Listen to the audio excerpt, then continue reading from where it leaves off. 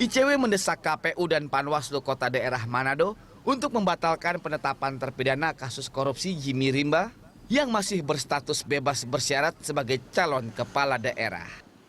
Menurut ICW, MK telah mengizinkan mantan narapidana boleh menjadi calon kepala daerah, namun hal ini tidak berlaku pada terpidana yang masih bebas bersyarat. Atas putusan yang diberikan KPU Kota Manado terhadap pencalonan Jimmy Rimba sebagai calon wali kota Manado, ICW dan beberapa koalisi akan melaporkan hal ini kepada Bawaslu RI tentang dugaan adanya pelanggaran administrasi. Apa yang dilakukan ICW ini penting untuk menyaring kepala daerah yang bebas dari masalah hukum.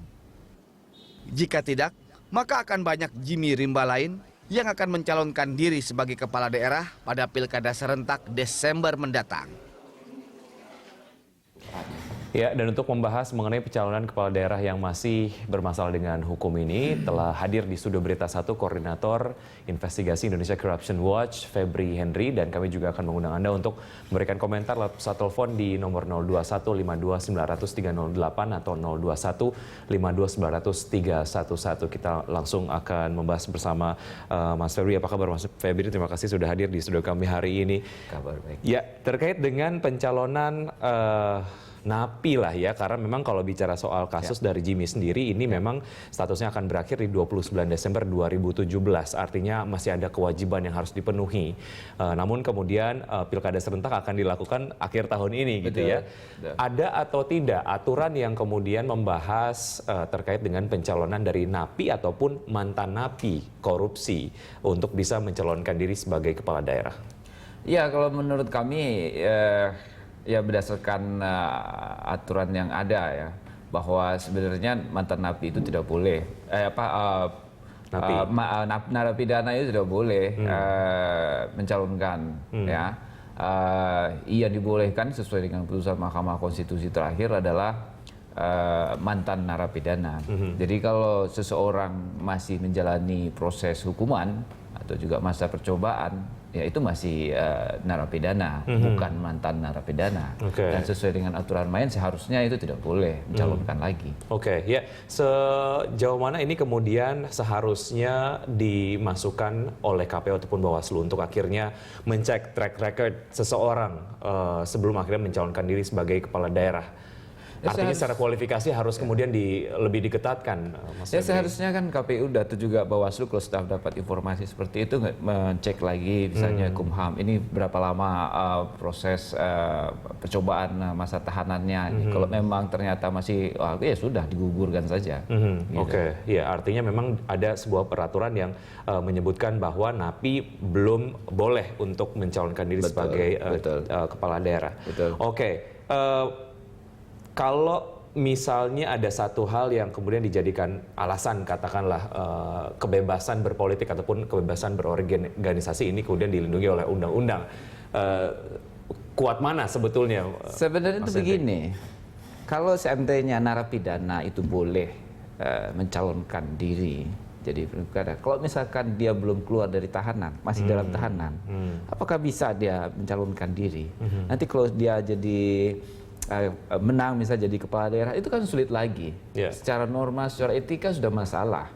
Di situ sebenarnya letak masalahnya. Nah, kadang-kadang memang kalau dilihat hak politik dengan perbuatan pidananya, terutama pidana korupsi, nah, kita lihat ya inilah konsekuensi dari tindakan dia melakukan korupsi gitu ya, yang kemudian ya itu juga mempengaruhi terhadap hak politiknya.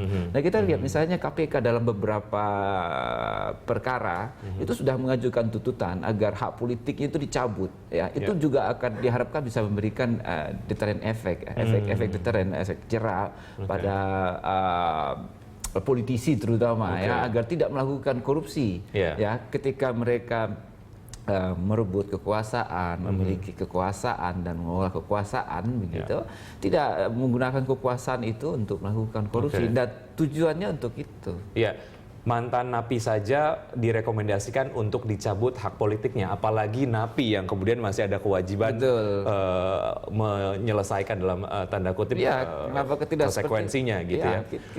Kalau ICW melihat itikat dari KPU ataupun Bawaslu sendiri, akan mengarah kemana sebetulnya terkait dengan ini? Saya yakin KPU dan juga Bawaslu sudah mendengar input terkait hal ini ya. Sepertinya ini kan sudah clear ya kalau menurut kami bahwa aturan main di peraturan hukum HAM juga sudah menyatakan bahwa masa percobaan hukuman itu juga merupakan masih status narapidana begitu, bukan mantan narapidana. Sementara putusan Mahkamah Konstitusi juga sudah mengatakan bahwa yang boleh mengajukan itu hanyalah mantan narapidana. Itu sudah clear, dan kalau kami pikir sudah saatnya juga KPU dan juga mungkin barangkali Bawaslu juga memutuskan bahwa ini tidak layak maju pada proses selanjutnya. Oke, ya. Dan Anda kemudian optimis KPU dan juga Bawaslu akan melakukan hal tersebut ya, karena memang sudah jelas peraturannya ya? Kami yakin begitu, kalau memang KPU dan Bawaslu konsisten dengan aturan main yang ada. Oke, ya. Ini yang terekspos adalah kasus Jimmy kemarin, Eli, namun kemudian sudah di-stop gitu ya langkahnya untuk mencalonkan diri sebagai kepala daerah. Menurut pantauan ICW sendiri, adakah kemudian Jimmy yang lain di luar sana yang kemudian akan mencalonkan diri sebagai kepala daerah, dan juga mungkin perlu diberikan masukan kepada KPU dan juga Bawaslu supaya memang memperketat lagi proses kualifikasi di setiap daerah? Ya, kami pikir begitu, terutama untuk mantan narapidana korupsi atau mantan narapidana tindak pidana yang lain ya. Harus dicek apakah mereka itu benar-benar sudah menjalani masa hukumannya dengan baik, sudah final atau tidak begitu. Harus dicek betul itu di Kumham. Karena kalau tidak nanti juga akan jadi masalah ya. Kalau misalnya nanti dia menang, nanti bisa diperkarakan lagi kemenangan itu, proses pilkadanya itu. Oke, ya baik, ya Mas Febri, kami akan kemudian bahas lagi ini terkait dengan pencalonan dari calon kepala daerah yang memang terjerat kasus korupsi setelah jeda berikut ini. Kami akan segera kembali.